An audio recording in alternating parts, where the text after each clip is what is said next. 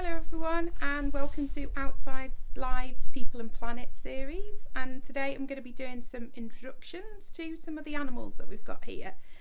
And it's a very snowy day today, so I've got lots of layers to keep me warm, and we're going to go and see how some of the animals are getting on in this cold and snowy weather. The first animals we're going to meet are some of the horses and the ponies that we've got here today. So as you probably have noticed, actually, horses can come in all different shapes and sizes, and we're really lucky here because we have perhaps one of the bigger breeds of horse and one of the smallest. So I'm going to introduce you to Tilly first of all. So this is Tilly, and Tilly is a Clydesdale, and she's nosing me because she can see I've got a bit of carrot in my hand and she would like to eat it.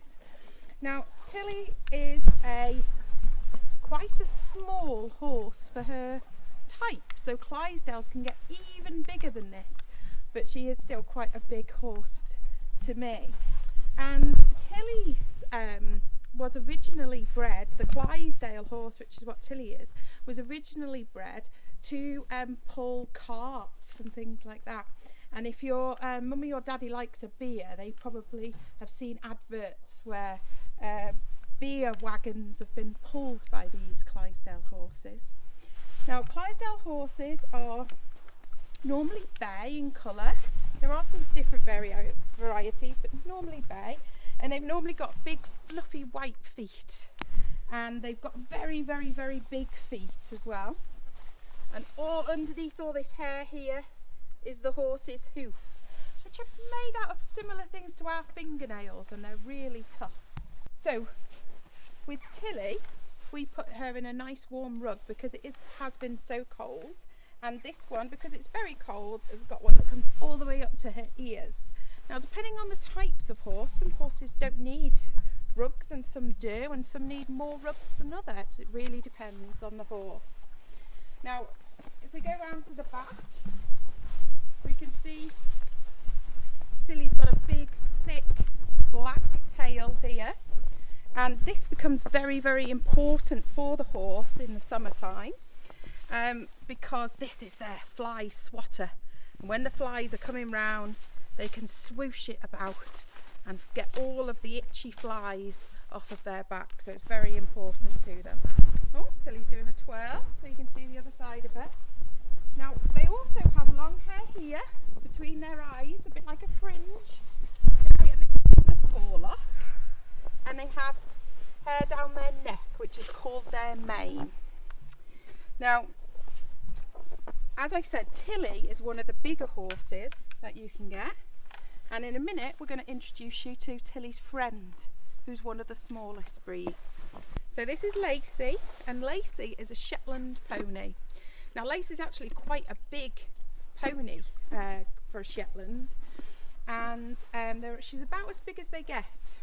Now, Shetlands are, again, a breed that originates from this country, and they were bred up in the Shetlands, and they're very used to being out in all weathers and lots of cold, and that's why they have this huge thick coat, and she's like a big thick fluffy teddy bear. Now, she doesn't need any rug at all because she's got such a big thick coat to keep her warm, and you can see she's got these little feet, good girl, and they're very different to Tilly's great big ones.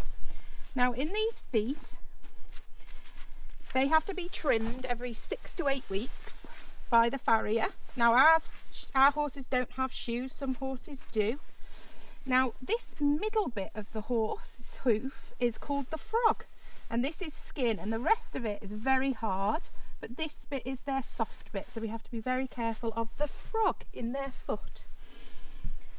Now, with Lacey, one thing that's really important is through the winter that we are trying to get her to lose a little bit of weight. Now, little ponies can get quite fat, especially through the summer with all the grass. So in the winter we have to try and do what happens in nature naturally, which is let them lose a little bit of weight. Now, if you ever see signs on people's fields that's asking you not to feed the ponies, the reason why is because people don't want their ponies getting fat, because it can cause lots and lots and lots of terrible problems for the ponies, especially ponies. Yeah, it can cause very serious problems with their feet as well. So it's really important not to feed any ponies unless you've got the owner's permission. Now, what ponies like to eat is grass. In the winter though, there's not much grass around, so they eat lots of hay, and Tilly will have a little feed in the evenings, and on an occasion, if they're being very good, they get a little carrot as a treat. So these are the ponies. We're going to move off now, and we're going to meet some of our other friends that we've got here, called the alpacas. So welcome to the alpaca barn. This is Ronnie, and we've got Michael and Milo over in the pen there, and these are our alpacas. Now all three of them are boys, and we've got them for a very special reason. As you might hear, there's a bit of clucking going on in the background, and we've got some chickens, and to keep our chickens safe from the foxes, we decided to get some alpacas, because foxes don't like alpacas and alpacas don't like foxes, so they are a very good way of making sure that your chickens stay safe. Now this is, as I say, this is Ron. His actual name is Ronaldinho, but we call him Ron or Ronnie. Ooh, good boy. And he's called, whoops, he's showing off. Now he's got he's named after a South American footballer, and the reason from that is because alpacas originate from South America, and they've been bred traditionally for their lovely fleece, which is incredibly warm and soft. Okay, they get shorn once a year, and you can make beautiful things out of them. So we're looking forward to this late spring, early summer, having our alpacas shorn and having the lovely fleece to do some really nice things with. Now they're very gentle animals. They like to be near you, but they don't really like lots of fuss. You can see, here we go, he likes being next to me, but he's not that keen if I try and give him lots of pets. He's not a pet. Hello, Ron. And now Ron came from, when we got Ronnie, he'd been used for alpaca trekking, where people used to take him for a walk. So he's quite used to being in his halter and being taken on walks. Hello, you all right there? Now alpacas eat mainly grass. We give them a little bit of feed as well, and at this time of the year, with all the snow on the ground, we give them hay, and they eat lots of hay too. Now actually our alpacas have decided it's too cold out for them in the field, so they are staying in this nice big barn that they've got at the moment. They can go out if they want to, but they just rather not. Now one of the things that's quite interesting about the alpacas is they really love water. So in the summer, when it starts to get hot, if you put a paddling pool out for them, they absolutely love it. They'll have a right splash around, won't you, Ron? Yeah, is that right? Now, alpacas have got interesting feet, because you might think their feet would be like a goat's. I did before I got them, but actually they've got 2 toes, and then the underside of their foot is almost like the palm of your hand. It's soft, like a dog's paw. And they have to have their claws cut when they get too long. Now sometimes people confuse alpacas with llamas. Now llamas are bigger than alpacas. They have slightly different ears, and they're also not quite as gentle. I've never met one myself, but apparently they're a bit grumpier. Now one of the other things that people often ask about the alpacas is, do they spit? And they don't really spit at us. That'd be more of a llama thing to do. They will occasionally spit at each other if they're having a bit of a fight about whose bucket of food belongs to who. But the rest of the time, they're very calm and very gentle animals. And we're very lucky to have the lovely Ron and Michael and Milo with us. There are two different types of alpaca. There's the type that we've got, which has got this very furry sort of fleece that looks like a teddy bear. And there's other types of alpacas called the Syri alpaca, and they've got one that looks a bit more like dreadlocks, but we don't have those ones here. So now, as I said, they look after our chickens, who we'll go over and say hello to. Now, our chickens normally have the roam of the field at the minute, but they're in lockdown too, as well as us. And the reason for that is there's a flu virus round that's not good for the birds. So we have to keep them away from all the wild birds. So they're in their run here, and we've got four chickens, and they're called Brenda, Twinkle, Betula and Anita. And they like sort of scratching around, and we get, even in the winter, we're getting about sort of 3 eggs a day from them. So they're doing very well and keeping my children in egg sandwiches, which they're always quite keen for. So one of the other things about our chickens that we should mention is we rescued them. So these were battery chickens that had not had a very nice life. So they'd lived most of their lives in a very, very small cage in very cramped conditions. And after a very short period of time, the farmers don't want them anymore. So we decided that we would try and give them a home. Oh, we've got sneezing going on. We would see if we could give them a nice home with some nice freedom to roam and have a lovely retirement, and hopefully that's exactly what they have. They seem to be very happy chickens, and they put up with being picked up and cuddled a lot, which is good. So from me and Ron in the alpaca barn, we're going to move over now to meet our 2 lovely goats and say hello to them. So on our way past the hay barn, we thought we'd pop in and see if any of our cats were about. And one of them is, we've got 3 cats, and this one is Frank. And our cats like to come into the hay barn because they like to make a nest in the hay and have a nice cosy sleep. And I think it's also a good place for them to see if they can spot any little mice or anything like that they might want to try and catch. So this is Frank. He's being a very friendly cat at the moment. He isn't always. He can be a bit temperamental. But he's very, very friendly today, and he's lovely and warm. He's obviously making himself a really snuggly bed in this hay, and having quite a nice time looking at the snow outside, I think. So nice to see you, Frank. We shall go and leave you here to your sleep and go and see if we can find the goats. So meet the goats. This is Todd.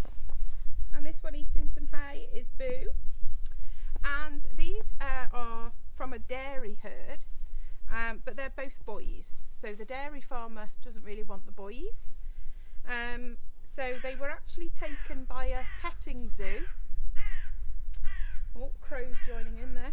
They were actually taken by a petting zoo as tiny babies, and then lots and lots of children who were visiting the petting zoo fed them and bottle fed them, and then when they got to about 7 months old, 8 months old, and they were fully grown, the petting zoo didn't need them either, so we ended up taking the boys on. And they're very, very friendly because they're so used to being around children, and they really like being fussed, as you can see. They like a cuddle, and they really like human company. So they're very, very, very, very friendly, our goats. Not all goats are, but ours are. And we got them for a very special reason. We've got a bit of land where we live, which has got lots of trees on it. And under all this snow, there are lots of nettles and brambles, and it was a real wilderness. We couldn't get a lawn mower.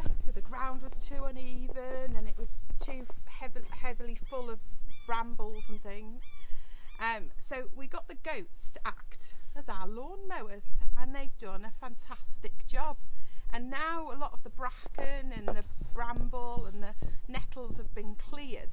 we're starting to see some really interesting plants coming through in this area now. And they've done very well on eating all of that stuff. They're doing very well on it. Now, as I say, they eat all of the stuff in here.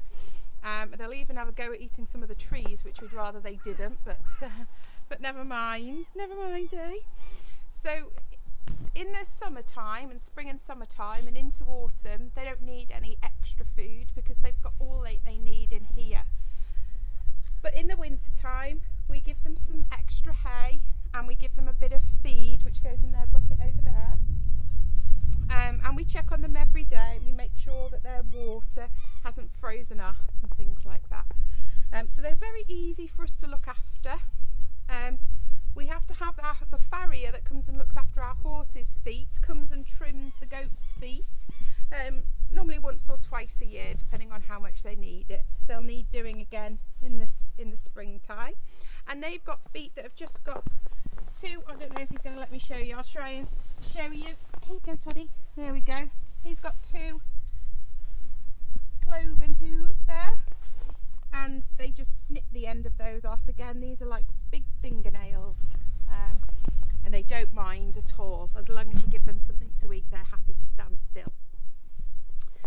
Now, we've also got the goat shelter, which is just over there. So that's where the goats go to sleep, and they like it in there.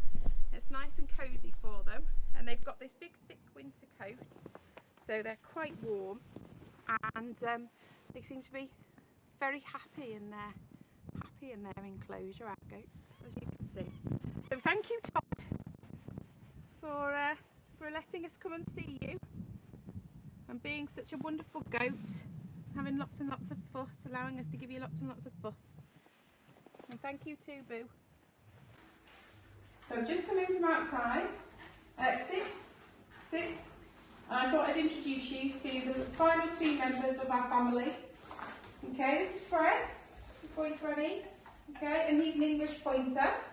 And this one's Bertie, and he's a Cocker Spaniel. Now Fred, as you can see, is a big dog, and he's built for speed with those big long legs. Sit. Good boy. And Bertie, well, he's built for entertainment, I think. Sit down. He's a very noisy dog, but he's only a baby, really. Let him eat. Okay. And they're great friends, Fred and Bertie. Sit. Fred's very gentle and likes cuddles, and he likes to get under a duvet, which can be a little bit irritating. This one just likes to woof, don't you, mate? Right, you going to sit? Good boy. Good dogs. So that's the end of our animal introductions.